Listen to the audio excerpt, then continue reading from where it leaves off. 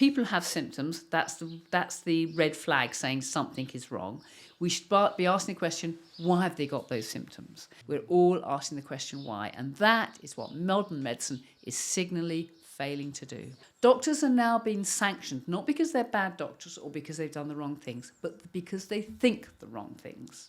Yeah, I feel like the patient has given their autonomy to the NHS, so their reasoning is to go directly to the GP, and whatever the GP says they'll just take on board.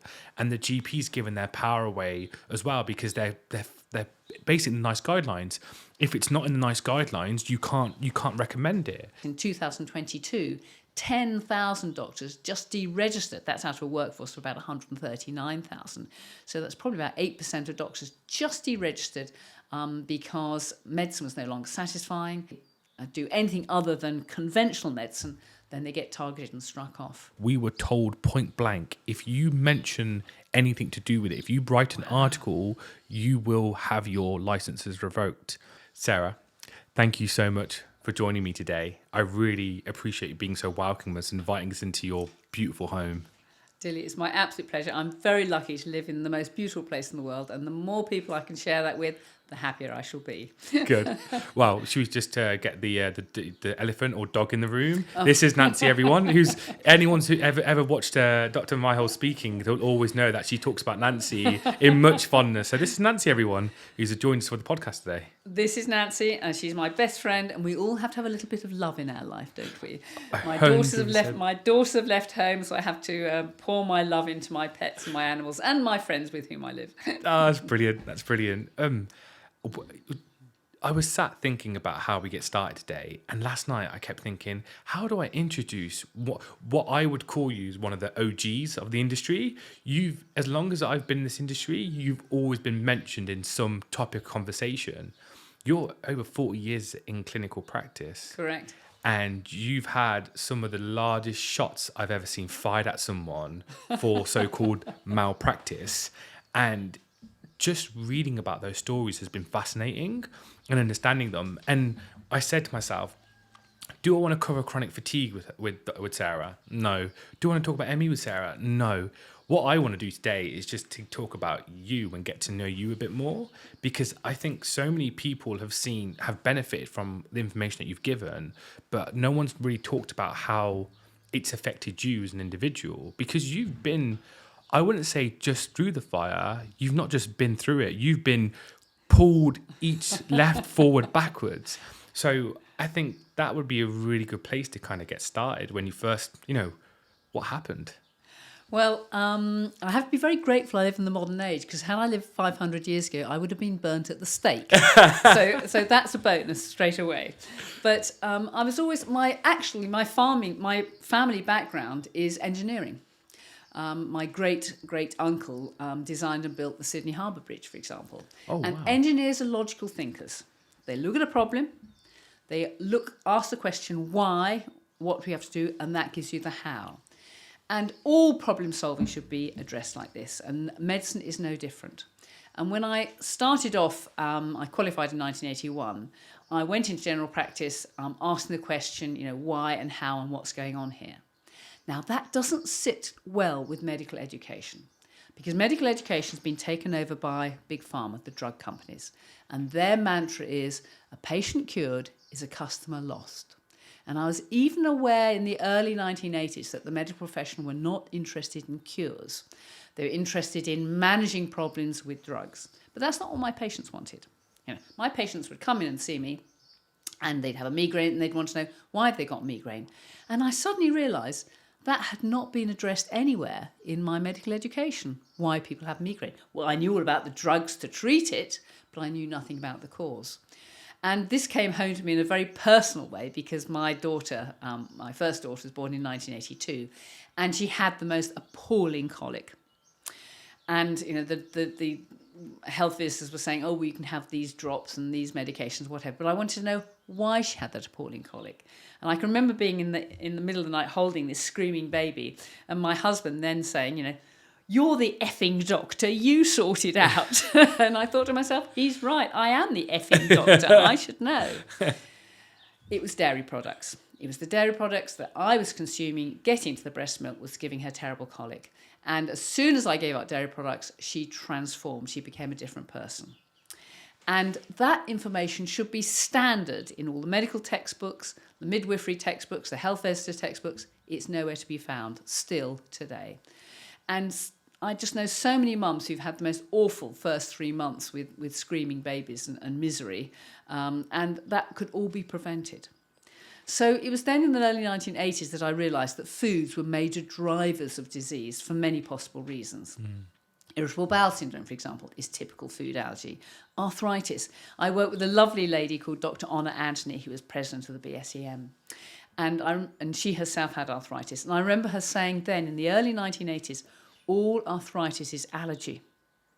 And I thought then, no, I don't think that's right. It can't be. But I now know she's very nearly right. And if it's not allergy to foods, it's allergy to microbes from the gut. And this has become another huge area of interest. You know, if you get the gut right, everything else falls into place. And as it happened, when I was at the Middlesex Hospital in the 1970s as a student, the consultant there was Dr Alan Ebringer, consultant rheumatologist working out at Arthur Stanley House. And he demonstrated then that ankylosing spondylitis, which is an inflammatory condition of the lower spine, was due to allergy to Klebsiella microbes from the gut. And how was he treating? He was treating his patients with a ketogenic diet then. So we have, diets being incredibly successful, throughout, hundreds, nay, thousands of years. In fact, the Hippocratic Oath, and Hippocrates is considered to be the father of medicine, it always says we should advise our patients about diet and their lifestyles. But doctors don't do that at all these days. Diet never comes into taking good history. Again, when I was at medical school, we were never taught to take a history about sleep, but sleep is so important. We all know that. But I came out of medical school having no idea how to treat sleep other than prescribe some drugs. We always have to ask the question why. So I muddled my way through the 1980s and the early 1990s, really not knowing. The most important tool I had then was a Stone Age diet, which was cutting out the major allergens like grains and dairy products, and did much good with that. But then I came on to appreciate that actually it's not just the foods, it's also the processed foods, the sugars, the carbohydrates, the refined processed foods, which were so damaging to our health. And that's why by the 1990s, I realised, 2000s, that the paleo ketogenic diet is the starting point to treat and prevent almost all pathology. Now, of course, there are lots of other things we can do as well, but this was nowhere to be found in medical education. So by employing these tools, of course, my prescribing budget fell. And I was reprimanded because I didn't prescribe enough drugs. Therefore, I must be a bad doctor. Similarly, I was allowed to prescribe nutritional supplements. In the early 1980s, I could prescribe evening primrose oil, I could prescribe fish oils, I could prescribe B vitamins and minerals to great effect. And those all got gradually taken out of the prescribing budget because, of course, they're useless, aren't they? Nutritional supplements don't do any good at all. Yeah. So I found my ability to be a good doctor was increasingly constrained during the 1990s. I was prescribing too few drugs. Nowadays, of course, I prescribe none at all. I was using useless treatments like nutritional supplements and diets, and I was feeling increasingly uncomfortable about that.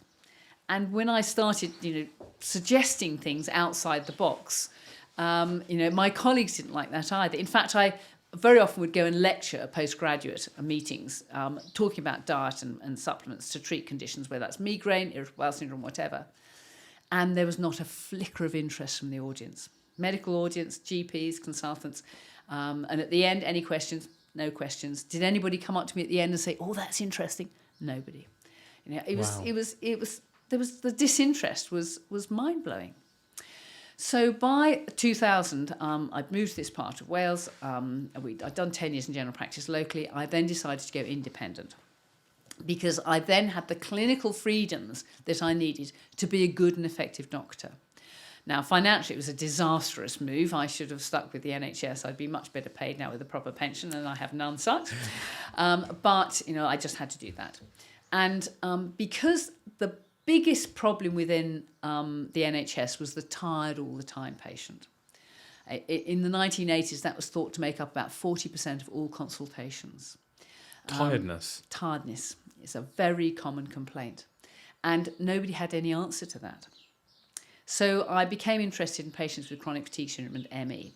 And I don't know all the answers to that, I can assure you, but I know some of them. But the whole approach to medicine should be problem oriented. You know, people have symptoms. That's the red flag saying something is wrong. We should be asking the question, why have they got those symptoms? Now, there are lots of people trying to do that, and they call themselves ecological doctors, functional doctors, alternative doctors, naturopathic doctors. It doesn't matter. It's the same thing. We're all asking the question why. And that is what modern medicine is signally failing to do. It's that why, isn't it? That why that's driven everything that you've done. Every time I've listened to all the podcasts and the YouTube videos that you've done, it's your answer's always been the why. Why did we get ME? Why did we get chronic fatigue? So I'm guessing when you started asking the why, that's when the problems began. They weren't happy with that, were they? No, the powers that be were not happy with asking the question why. Now, of course, as soon as I learned something, you know, my view is that all information should be freely available. Yeah. So I set up a website, drmyhill.co.uk, and as I learned new stuff, I just put it up there. Now, there's a lot of rubbish there in the early days, I'm sure, because I didn't know much, but I hope I'm getting better at it. And that was when the problems arose. Now, as we've mentioned, I am the most investigated doctor in the history of the General Medical Council. The General Medical Council is the oldest regulatory body. It was founded in 1858, initially to regulate the barbers who were doing, you know, surgery. And as you know, all institutions become self-serving, and the GMC is just that. But it was complaining about me and producing investigations about me, not because patients were complaining. I've never had a patient complain against my style of my practice of medicine. I haven't had any patient who said she's made me worse or she's been damaging to my health. All the complaints either came from doctors or health authorities or the GMC itself, or in one occasion from the General Dental Council I had a complaint. The GDC came against you? Yes. Okay. Because I had recommended that a patient have their mercury amalgam fillings removed. Now, we all know that dental amalgam is extremely toxic stuff, and that's all I had done. I'd made that recommendation, and they came after me for that. So it's all about opinions. Now, one of the things that doctors have lost is the right to clinical opinion and clinical freedoms. Doctors are now being sanctioned, not because they're bad doctors or because they've done the wrong things, but because they think the wrong things. So all the recent investigations against me have been for that very reason, because I'm an advocate of vitamin D. It has multiple health benefits, but at a recent hearing, I was accused of recommending potentially lethal doses of vitamin D. Such a nonsense, you know, 10,000 international units a day I recommend. But if I sat in the sunshine for maybe an hour or two, my skin, my body would make 25,000 international units of vitamin D. So that's tantamount to saying nobody should spend more than an hour a day out of doors. Well, we all know that's nonsense, don't we? Ditto, my opinions on ivermectin, my opinions on vitamin C are all held to be not in keeping with modern medicine. And modern medicine, as you know, is all about, or rather conventional medicine. Conventional medicine is all about prescription drugs. And what prescription drugs do is they suppress symptoms. They don't ask the question why. And with that information, I now know why, when I did those early lectures to doctor, I was meant by blank disinterest. Because doctors aren't trained to ask the question why. In fact, doctors' training is not a training or an education, it's a brainwashing. And they now run, so many medical problems are dealt with simple algorithms, and it's protocol driven. A lovely example that came across me recently, a patient was admitted to hospital with chest pain. She was investigated. She had a slightly high D-dimer, which tells us that maybe there's clotting somewhere. But D-dimer can also be a stress reaction, and this is a very stressed lady. Anyway, she had an angiogram which showed her arteries were perfect. They were clear. They needed no surgery, no stents, and therefore she had not had coronary thrombosis. but she came out of hospital with the 5 drugs that everybody with chest pain gets sent out with. You know, blood thinners, beta blockers, a statin, an ACE inhibitor, and a calcium antagonist.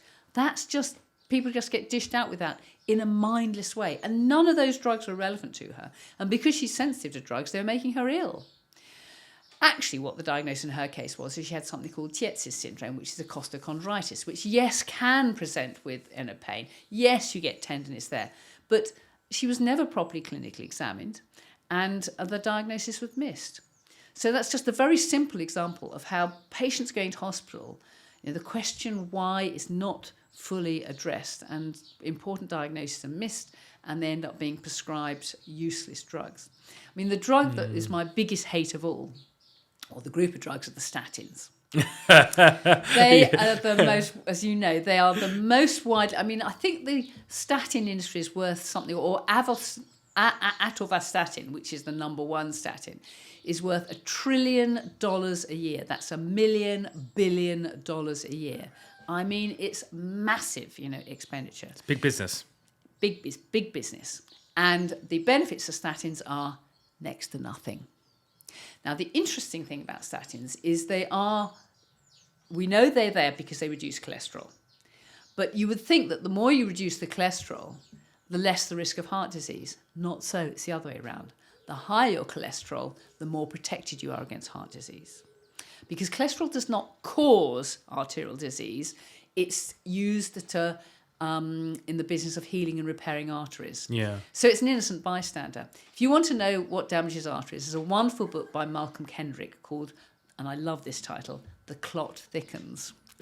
And he demonstrates how it's due to sticky blood, which is driven by sugar, by carbohydrates, worsened by high blood pressure, which we know is adrenaline driven, that's stress and sugar again, and so on and so forth. And he presents a very cogent description of the pathophysiology of arteriosclerosis.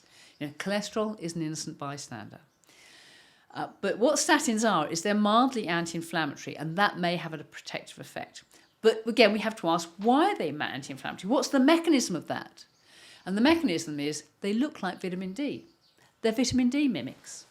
So if there's any benefit of statins to be had, then that can be achieved entirely by taking some vitamin D. And you would save the country a fortune, you would massively reduce heart attacks and much other pathology as well. So we have been completely conned by the drug industry. And the shameful thing is the drug industry now educate the doctors, and the doctors suck it up because follow the money. Well, it's like even with the universities, when they're given the money via the pharmaceutical company, if there's research that they're doing that they don't want you to do, they can then cut the funding or say we don't want to go in that direction. And so you can imagine some of the research that they're kind of hiding away. You know, you mentioned that word with the vitamin D investigation, potentially harmful. The thing is, words carry a lot of meaning. If you're saying the words potentially, it means you don't know what you're talking about, and you can't find an answer to it. And you talk about cholesterol. Now, I know from my research that cholesterol plays a major factor in vitamin D synthesis from the skin. If you don't have enough cholesterol, your skin can't absorb the vitamin D in and literally attach it to the vitamin D binding proteins and travel it through the system. Correct. And it really bothers me a lot because that conversation is so simple. And I think that's a little bit scary, is that you oversimplified a problem and they didn't like it. Absolutely. And, you know, and to say doctors, you know, don't know biochemistry these days. I remember speaking to one GP talking about the benefit of magnesium for treating patients with fatigue syndrome. And he said to me, "What's magnesium?" I know it is. I know. I mean, What's know magnesium? it is shocking. But again, when I was at medical school, before you do your clinical work, we study biochemistry, and a large chunk of the biochemistry was learning about mitochondrial function, and there's lots of nasty names there and processes to follow that we didn't quite, get. Yes. And it was the sort of exam that you mugged up the night before on a cup of coffee and chocolate and hoped that you retained enough information to regurgitate it onto the page the next day. But the reason we didn't find it important was because mitochondria had no clinical application.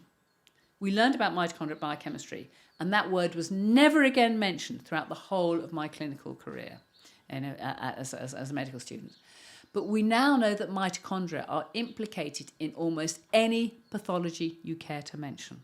They're important, obviously, in chronic fatigue syndrome, my special area of interest, but in heart failure, in heart disease, in dementia, in cancer when mitochondria are switched off, in diabetes, in psychiatric conditions. Mitochondria are centrally and vitally important.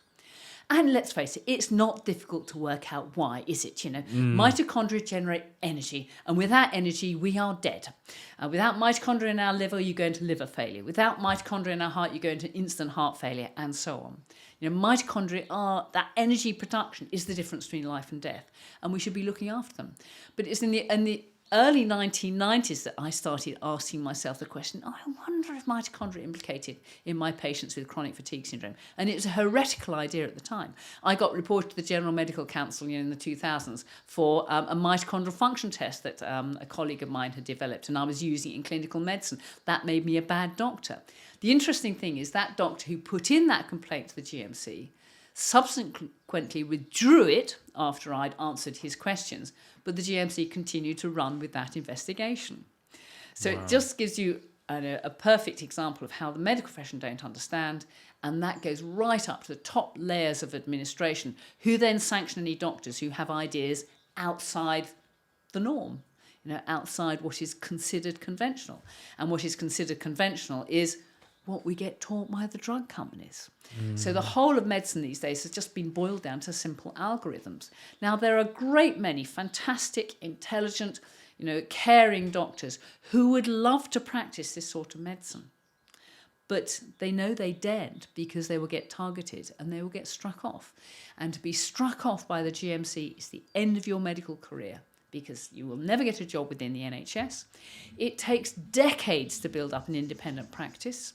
And it's financial disaster. So if you've got a mortgage, kids at school, lifestyle, you kiss goodbye to all that. So what we have is a group of doctors who toe the line. They are paid extremely well to toe the line. They take early retirement at the first possible opportunity because they're so dissatisfied with NHS medicine. In fact, the GMC's own figures in 2022, 10,000 doctors just deregistered. That's out of a workforce of about 139,000. So that's probably about 8% of doctors just deregistered because medicine was no longer satisfying. And if they do anything other than conventional medicine, then they get targeted and struck off. And even now, recent headline from Charlie Massey of the GMC, 1/3 of all GPs, all doctors, are thinking of giving up medicine to do step sideways, step out of NHS medicine, go abroad, go into industry or whatever, because they're so unhappy with their lot. And it's simply because the clinical freedom. Now, when Aneurin Bevan established the NHS in 1948, he promised doctors then that they would have the full clinical freedoms that they needed to practice.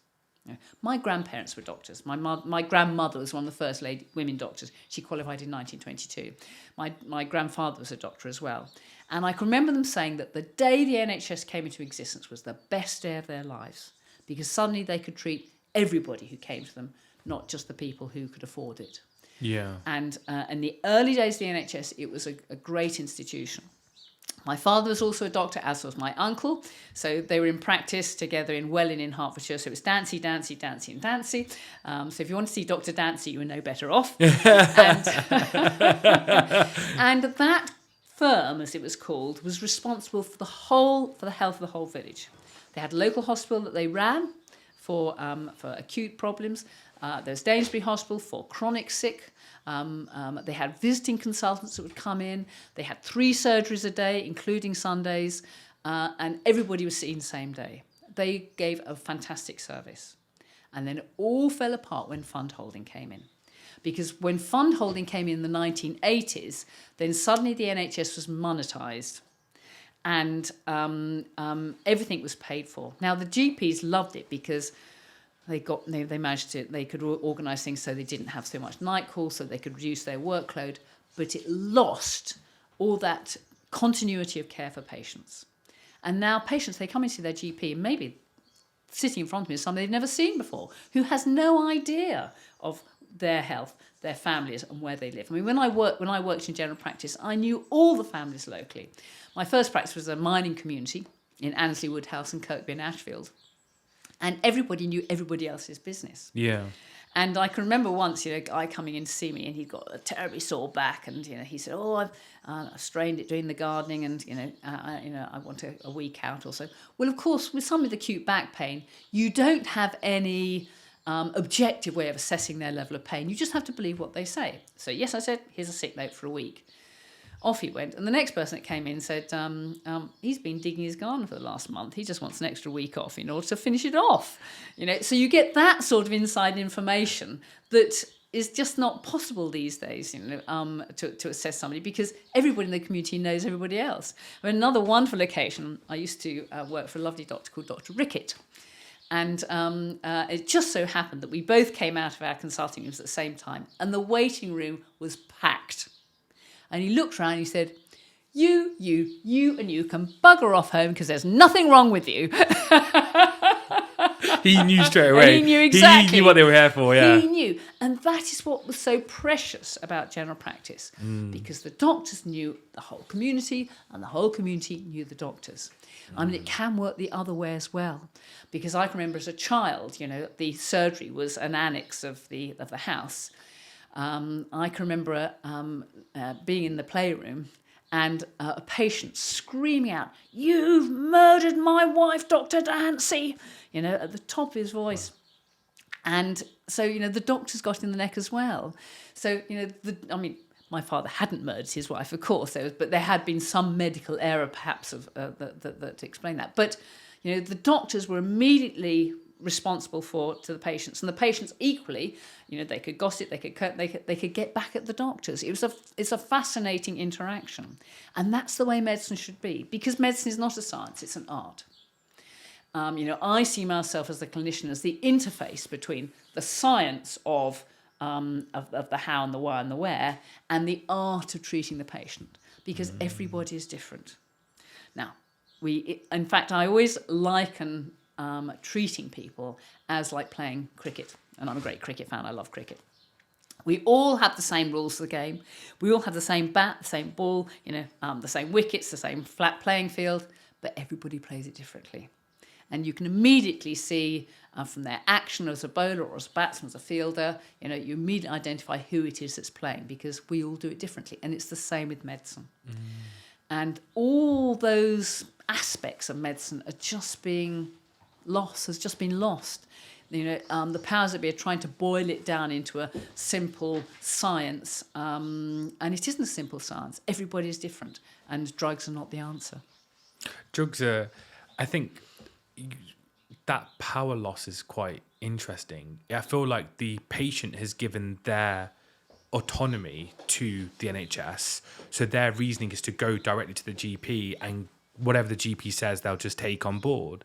And the GP's given their power away as well, because they're basically the nice guidelines.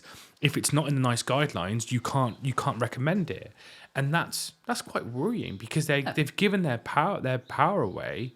And correct. It's absolutely shocking. And the first lesson I teach my patients is there's nobody who can get you well but you.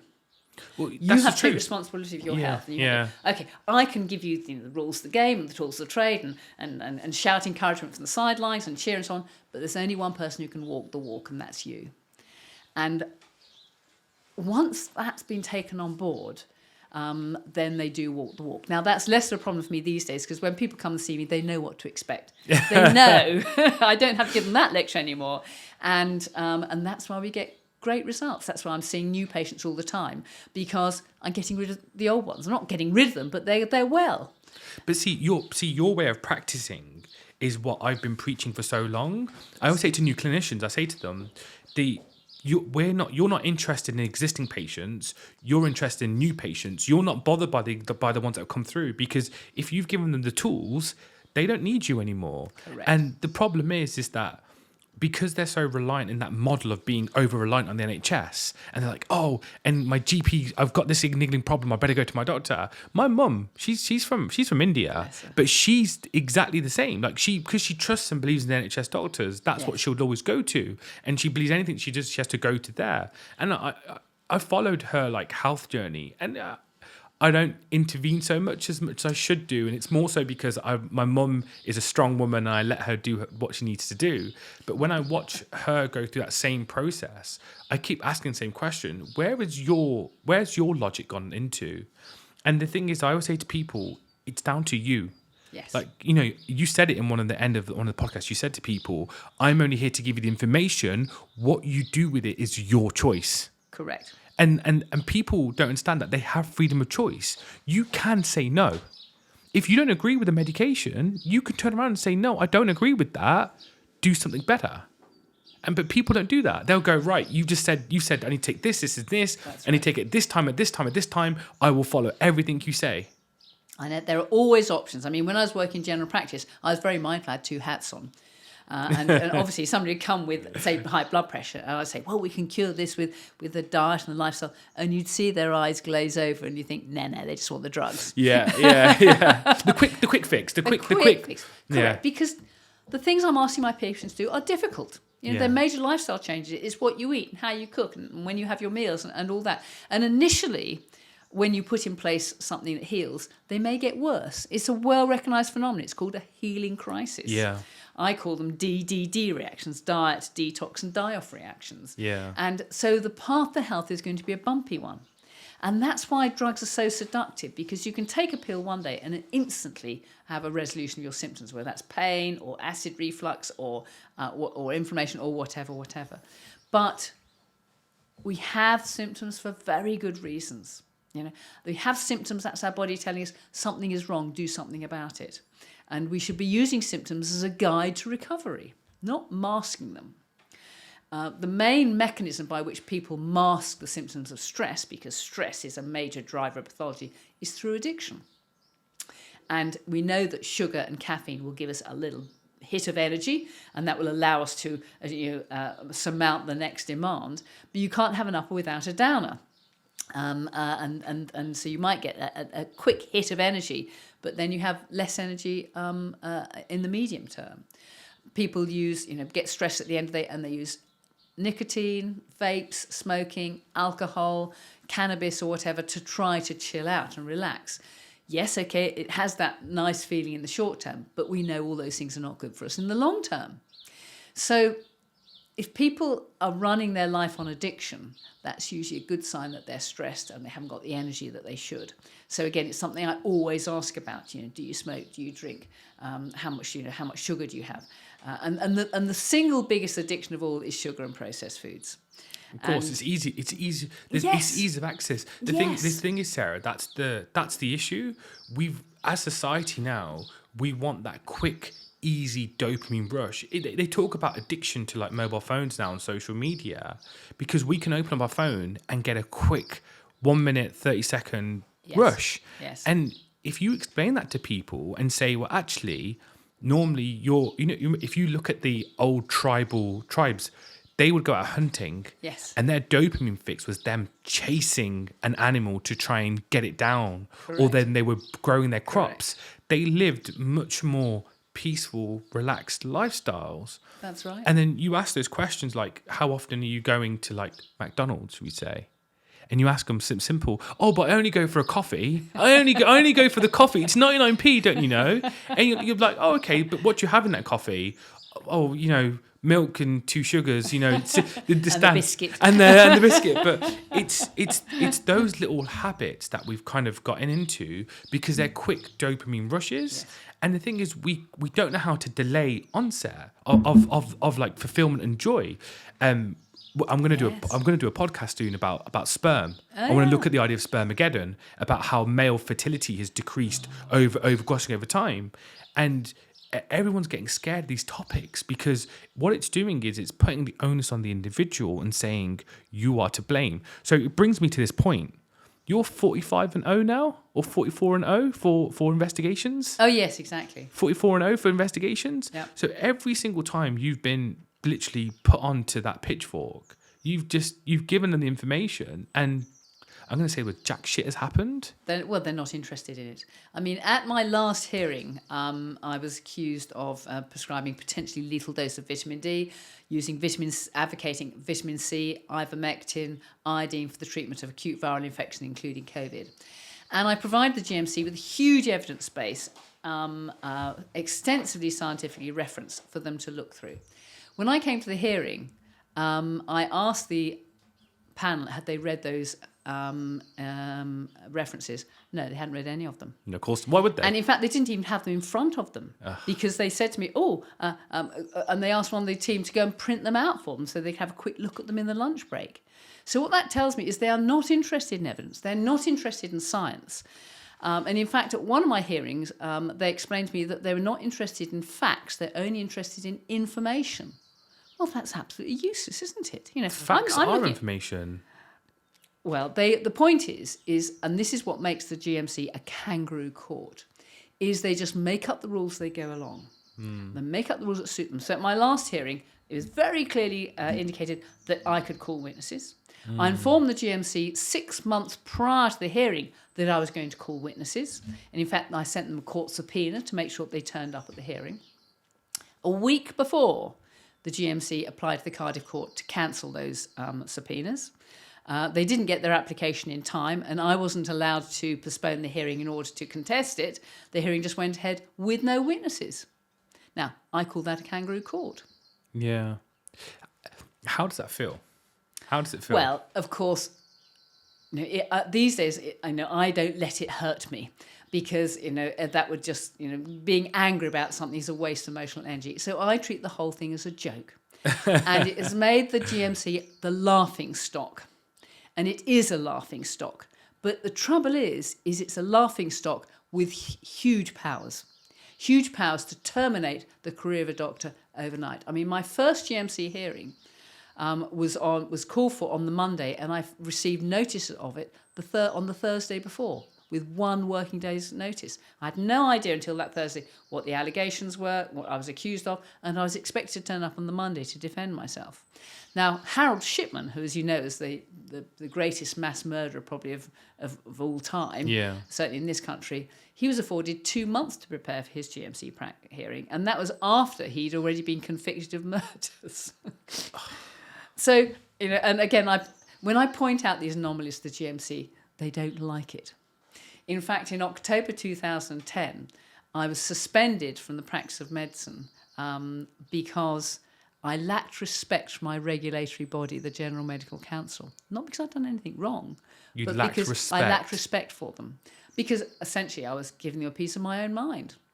But you're allowed to. You're entitled. I always say to people, you're entitled to your opinions, but you're not entitled to your own facts. But that's their opinion of you. That's not factual. Correct. Lacking respect of people goes 2 ways. Respect is a 2-way streak. And I always say to people, you didn't go just one way. You can't respect something if they don't show you the same respect in the same instance. Correct. And that's naughty. That is. Well, it shows that they're a kangaroo court, and they're acting like that because they can, and they are run. The GMC should be an august, medically run body to maintain standards in medicine, and it's not that anymore. They are driven by big pharma. I mean, the GMC has huge shares in big pharma, in big food, and the vaccine industry. Now, what does that tell you about them? They're interested in, they've become self-serving, haven't they? They're driven. I mean, Charlie Massey used to be in the health department. He's a politician essentially, so he's not interested in the ethics and the morals of doctors. He's a politician, and he's just following pressure from big pharma. Been no doubt, I'm quite sure the GMC has been infiltrated by big pharma. It's even making the dog bored, talking about this. She's heard it all before. She knows. So boring. So just to go back to it, I'm not anti NHS or anti GPs or anti medications or anything. I'm a big firm believer of the why. I want to know the why I'm being prescribed something. I want to know why I'm giving something. And I've talked in a podcast or in a YouTube video previously about being on like citalopram for a while for depression. And I'm not sad about it. I needed it at the time. It was for what my body just needed at that time. I was going for a really pressured high situation and I needed. I'm off it now. I feel great for being off it and I was great on it. So I'm not anti anything. Yes. But what I wanted to do was ask the why, and it came to what was really interesting was we were talking about PPIs at one point. Yes. And it bothers me so much how much PPIs are given out to people for acid reflux. And I couldn't believe that when you read the actual physical clinical trial research for it, the longest a person should be on PPIs is 13 weeks. But you've got people who have been on it for 20, 30 years. Then you've got things like Gaviscon. And now in the last like 6 years, you've got products where you can actually physically go to Holland & Barrett, by the way, not just your Boots pharmacies. You can go to Holland & Barrett and pick up an over-the-counter PPI. What does that tell you? It's shocking. I mean, PPIs are a major risk factor for osteoporosis and also for cancer. But the story that tells it all came from my publisher, Georgina Bentif, who's been in medical publishing for decades. Right. And so when PPIs first came out, the drug companies commissioned her to get the developer, the guy who invented PPIs and developed them, to write a book about them with the biochemistry and the clinical application. And he did that. And she published that book. And she said it was the best money I've ever made because within a few weeks, the pharmaceutical companies ordered 80,000 copies of the book. So every GP in the country could have a copy and the word could be spread. And then, of course, the 80,000 books ran out. And they came back to say, we want a second edition now. So she went back to the guy who developed PPI and said, right, we need a second edition. Can you rewrite it? He said, no.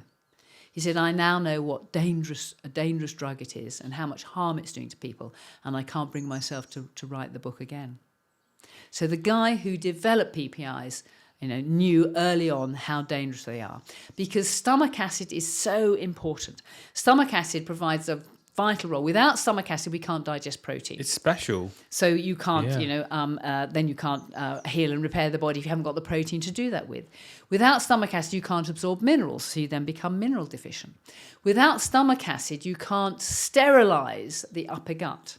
Now, that is a major defense against disease. When we eat things and when we drink things, it's full of bacteria, it's full of yeast and probably full of viruses as well.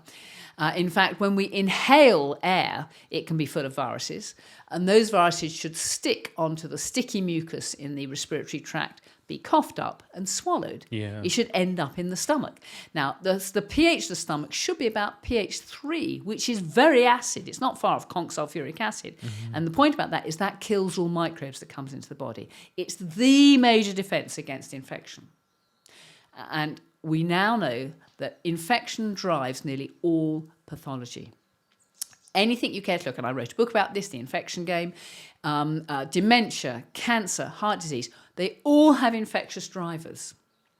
So I see life as an arms race. You and I are a free lunch for all these microbes which would love to make themselves at home in our delicious, warm, comfortable, bodies where they can have free water, free food and free sex, for as long as they like. And of course we have defences against that. I mean, skin is an obvious defence, isn't it? You breach your skin, you risk an infection getting in. But people forget that stomach acid is probably the single most important defender. So if we can stop infections getting into our body, we're going to protect ourselves from heart disease, cancer and dementia. And to stop that acid being produced with a PPI is disaster. It's disaster in the short term and it's disaster in the long term. The shame is, in the short term, they do work. They do relieve one of the symptoms of reflux and hiatus hernia and an indigestion. But the mechanism they do that is so appalling and results in so much more pathology that they should really be banned. It's that quick fix that we're looking for. And that's the issue now, is like health is a long-term marathon. It's something Yes. that, and the problem is we get fixated with fixing and treating those symptoms. You know, it brings me to the antihistamine market, because we talked about vitamin D. Like, I've done a lot of work in vitamin D. I've been banging that drum for so long. Fantastic. When we brought out vitamin D for the vitamin D is calcifidiol, people are like, oh, Dilly, how did you manage to do that? How did you get it past people? I was like, I listened to what the governing body said, and I said, okay, I'll fit your narrative, but I'm bringing this out. I don't care what you say, because this is what people need. We've known, and it was patented. Vitamin D's calcifidiol is patented, and it was taken off the market for animal feed. But yet we can eat the animals, but yet we can't eat what the supplements they're giving to them, which is bonkers. And then it brings me, so forget the calcifidiol. Like, that's just, I say that's easy. Vitamin D, easy. It's an easy fix. Yes. We supplement, we fix it. No issues at all. We then get into the antihistamine market. I was scared the other day. I found a fact the other day that kind of like, it blew my mind. The antihistamine market globally is worth 236.9 billion. Wow, And basically what that means is that we spend that much money on symptom treatment. And people, you go to a GP and he'll say to you, because I get seasonal allergies. Yes. I did get seasonal Yes, allergies. yes. And when I went to the GP, I remember I still have a WhatsApp conversation with a neighbor of mine who's a doctor, who was telling me which antihistamines to take, which were stronger and they'd have more longer effects. And when we look at antihistamines, and because you talk a lot about chronic inflammation, you say a lot of people that come to you with chronic fatigue and ME, it's a link between chronic inflammation. Correct. I guarantee you those people have been prescribed antihistamines. And what do antihistamines do? They block a histamine receptor. Now, I'm going to give you a funny story, because I think it's time for me to give you one. So you talked about rheumatoid arthritis, right? And I did a chat with people with EDS syndrome, and you look at Ehlers-Danlos syndrome, you look at the inflammation they get in the joints. And I started looking into rheumatoid arthritis because I was really, really intrigued by it. And in the 1990s, there was a paper done that said histamine did not play a role in rheumatoid arthritis. There was no role in inflammation and histamine. I read the paper and I thought, okay, that's bullshit, but right, okay, I'll read the paper. In 2004, they discovered the histamine 4 receptor. The histamine 4 receptor is located in the joints and in the bones. And in 2014, Johnson & Johnson patented the first drug for the histamine 4 receptor, because they then said, actually, histamine does play a role in inflammation, rheumatoid arthritis, and basically the mast cells that are located in the joints, when they explode and release histamine, it creates inflammation in the joints. So they created a medication which is now about to come onto not too far off to the market. So you're telling me every single time we get like inflammation, we'll just stick a plaster over it. Where do you think the histamine goes, Sarah? What do you think? You think your body just suddenly goes, oh, you've got a plaster over this receptor, we can get rid of the histamine. So you must see it so much with chronic inflammation. Of course. I mean, histamine is just the messenger. It's not the cause of. We have to go back to first principles and say what's generating that histamine. And as you rightly point out, it's part of allergy. And interestingly, the immune system is complicated. Now, I always think that the immune system is like a brain. And guess what? The brain is complicated too. In fact, I can't tell the difference between the immune system and the brain. And I think I'm quite sure that the immune system, like the brain, has moods. And if you're fired up and stressed, you're going to have an angry immune system. Yep. And in fact, the mast cell has been described as the anger cell, the angry mast cell of the immune system. And it's out there to fight. It's out there to fight infections. But the problem with modern life is we are switching on the immune system inappropriately. So just like, we live stressful lives, we should be living in tribes. I'm trying to evolve a tribe here of people. So there's all sorts of people here sharing expertise, sharing food, sharing gardening and whatever. Humans evolved to live in a tribe. And you described the tribal situation where things, the pace of life is more slow and more gentle. The immune system should be like that. But the immune system, is like our brains. And we have angry immune systems. And when our immune systems are angry, they make bad decisions. And that's called allergy, and it's called autoimmunity. I mean, autoimmunity is when the immune system attacks self. Now, we all know that's bad, don't we? Yeah. I mean, the immune system should be asked like a country with a standing army. And that standing army should be there to deal with invaders. So when we get invaded by a virus or bacteria or yeast, yes, the immune system swings into action to get rid of it quickly and efficiently and then die down again. But if you have autoimmunity, that's like civil war. That's like, and we know civil war is always going to be bad news for a country. It's never going to be good news, isn't it? Because it's self fighting self. And allergy, I always think of allergy is that's like fighting tourists. You know, tourists come into this country and they make money for the country, and they bring in revenue and interest and ideas and all that. You know, we shouldn't be attacking them. But that's what allergy is like. It's like attacking the benign tourist. You know, grass pollen, house dust mite. Yes, it gets into our body. But if the immune system attacks it, then we have this horrible syndrome of hay fever. So controlling inflammation is not easy for the same reason like controlling the brain is not easy. And it almost has a momentum of its own. But so the immune system evolved to be calm. And so in thinking about how do we damp the immune system down, I always go back to first principles of evolutionary biology. You know, how did primitive man live? How did he eat? And you know, as we've discussed, he lived in a tribe, and she lived in a tribe, which was a much more gentle, quieter way of life. I mean, when we bought this farm, we inherited an old boy who had worked on this farm for his whole life. He was born in the early 1920s, and he'd never not been out of the valley of Llangollen. The furthest he'd ever travelled in his life was Hereford. He'd never seen the sea. And that's how, you know, people should live. We should be born, bred and built up and, you know, in the same area, eating local foods, the good water, and familiar with the plants and the trees that are around us. Now, international travel is a wonderful thing, but it means that our inexperienced immune system suddenly gets, you know, exposed to all these novel antigens, and it doesn't know if they're good things or bad things. And, you know, of course, we know grass pollen is benign, but some people react very badly to it because the immune system doesn't recognise that.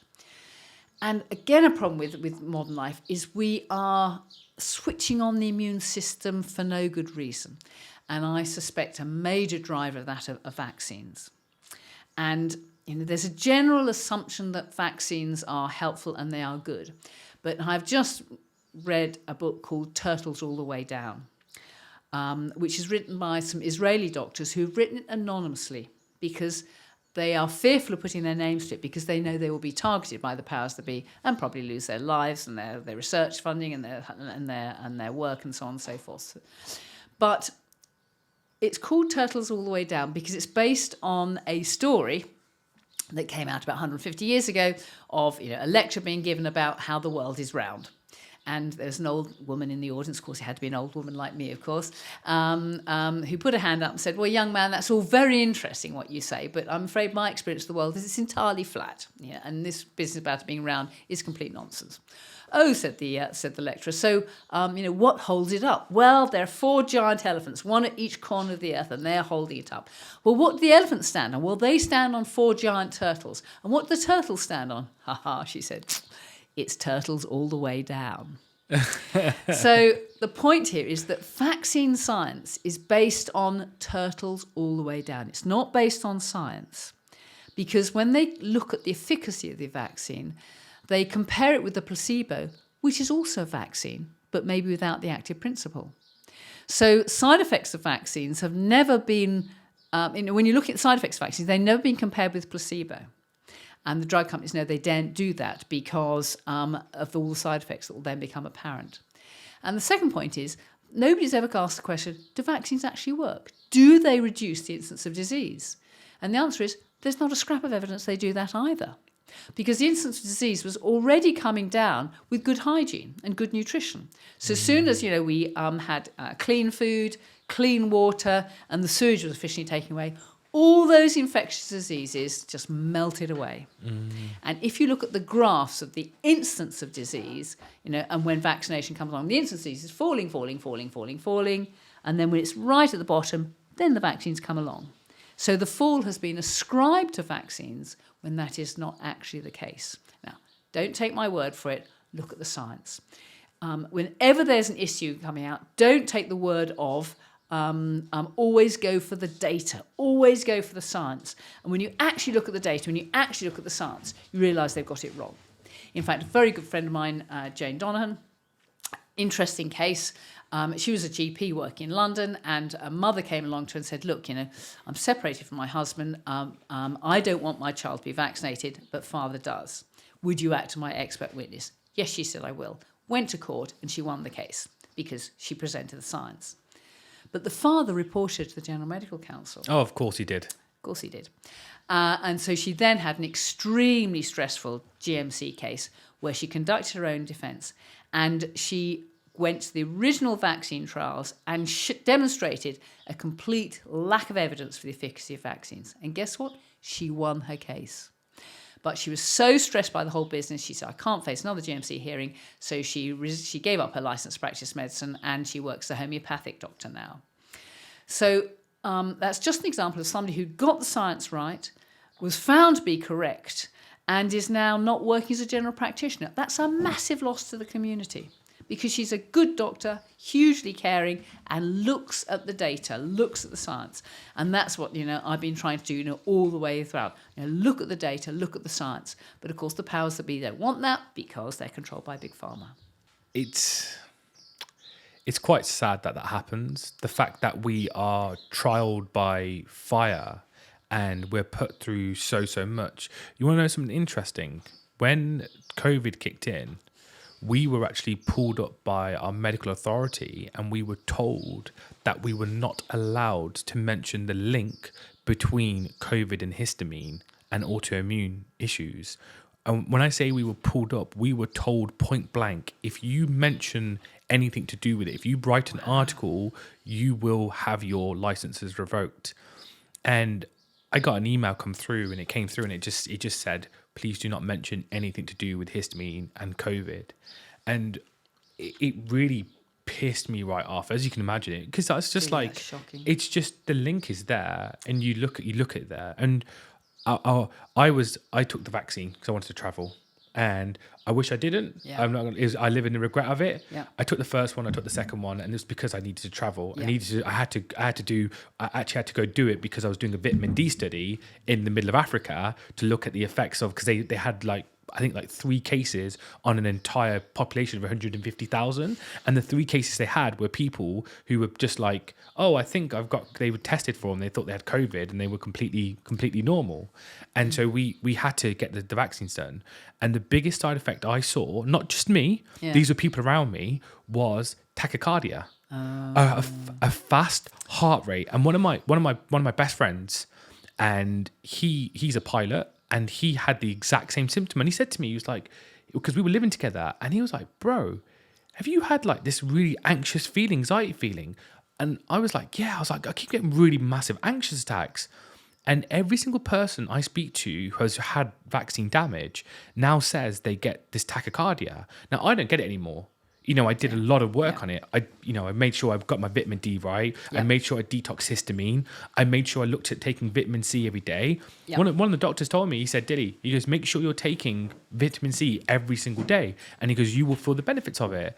And I looked to my diet. I made sure I exercised every single day. I made sure I kept my body in function. And I'm back to normal. Yeah. He did the exact same thing. And he's back to normal. Yeah. But some people don't get that. Well, we know every single COVID vaccine causes a myocarditis to a greater or lesser extent. And you obviously had a subclinical myocarditis, which manifests with tachycardia. Of course, some people get the full-blown myocarditis with severe chest pain and heart failure and tachydysrhythmias. But every single person gets a bit of myocarditis, because when you are injected with the messenger RNA, and of course it's not a vaccine, it's gene therapy. When you're injected, you receive about 40 trillion strips of messenger RNA, of which about 10 trillion remain at the injection site, and the other 30 trillion get into the bloodstream and adhere to the lining of blood vessels. So the whole of the lining of your vascular tree becomes inflamed. And when you've got inflammation, you've got hypercoagulation. The two things go together. When you're in an inflamed state, you've got sticky blood. When you've got sticky blood, you're in an inflamed state. And of course, that's going to drive thrombotic disease. It's going to drive strokes, heart attacks, eye disease. And that explains the plethora of side effects that we're seeing from the vaccine.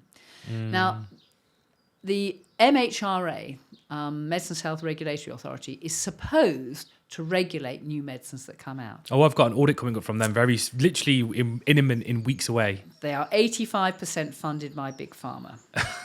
They are not collecting information. They are not analysing it properly. They are not passing this information on to the powers that be.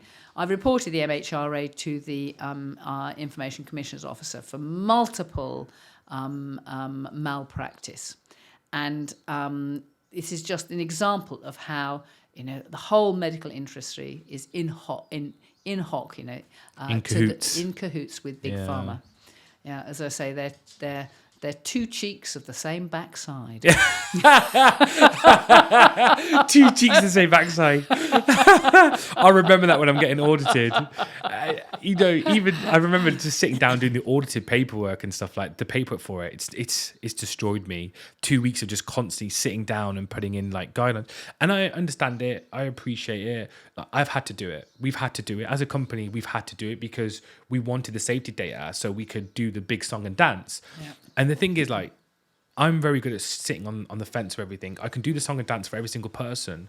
But my biggest question is why? Yes. And until we get the why, and if you can't answer that, if you can't answer it, then you shouldn't be doing it. They shouldn't be doing it. Yeah. It's an opinion. Yes. And, that's one of the big things I think that many people should be taking away from this is ask why and say no. Yes. If you don't understand the why the hell are you doing it? Correct. And this is the whole base of medical ethics. In fact, I'm medical director of UK Medical Freedom Alliance, and we're all about maintaining medical ethics in general practice, well, in the whole of medicine, because it's just gone out the window. Now people are being coerced into having to injection. You've just described how you were coerced in having to injection because you needed that for travel, when there is absolutely no evidence that the vaccine prevents transmission. There's no evidence that it prevents the disease. We now know that it destroys natural immunity and has a plethora of side effects. I mean, it's probably the most pernicious single intervention ever that's been, forced on the general population by the medical profession. Well, by Big Pharma, the medical profession has been complicit in it. Yeah. They push it all through. I mean, they even have financial incentives to deliver the vaccines. Oh, I when I found out about this, it infuriated me. I couldn't believe the financial incentives. They were given an extra bit into their practice, wasn't over they? And above, yeah. As if they're not sufficiently well paid already, and they are, but they're being paid up to £20 or more to just deliver a vaccine. Of course, they weren't doing it; they were just giving that work to a nurse, maybe. And I haven't met a single patient who's received proper informed consent before receiving that vaccine. Because informed consent involves telling you all about what's in the vaccine, what are the alternatives to it, what are the side effects to it, what are potential side effects, what's being achieved, dee-da. And none of that has been expressed by any doctor that I have heard about. It's just been run over. In fact, of course, it's the chairman of the General Medical Council, Dame Carrie McEwen, who should be responsible for ensuring that these fantastic standards, which have been laid down by the GMC on decision-making consent, that those standards are being maintained. And this she has signally failed to do. So, of course, I reported her to the General Medical Council for not doing this. And, of course, they refused to investigate it. So the point is, and I knew it was going to be a waste of time, but the whole system is complicit. The whole system is telling us that these vaccines are marvellous, and they're not. They're doing massive damage. Yeah. I mean, what's really funny, right? So I got vaccinated, and did I get COVID? Yes, I did. Was I in bed for about 11 days? Yes, I was. Did I do what? I rang up my friend Lars and I rang up Dr Stanton, and I told both of them, and Dr Stanton said to me, he goes, Dilly, I didn't tell you this, but aspirin could help with the blood side of it. Yeah. And then Lars just turned around and said to me, he said, Dilly, every single hour, on the hour, you take 1 gram of vitamin C and you take 10,000 IUs of vitamin D. Yes. He goes, do not stop until you get better. I did it. I felt great. Now, here's more funny for you. My brother and sister-in-law, neither one of them vaccinated. Did they get COVID? No. Lovely. Not even once. Not even once. And we have a massive joke about them. Neither one of them, not a symptom, not a snivel, not a cough, anything. And I was like, how the heck did you guys get away with it? And then I talked to the people. Anyone who's not had the vaccine didn't get COVID. Well, because they've got a good immune system. I mean, I have, nutritional interventions for preventing infection, which include vitamin C every hour, vitamin D, sniffing iodine, maybe ivermectin. And okay, I had one day when I felt a bit off, but no, I've never had COVID either. And I'm certainly not vaccinated. So yes, but throughout the whole of history, we have relied on a good immune system protect us from infection. We have. And guess what? It's done a brilliant job because here we are today. But we now know that vaccines are driving so much pathology. The obvious one, of course, is autism, which we know is vaccine driven. It's unequivocal. The data is all there. But of course, it's all hushed up and covered up by the powers that be.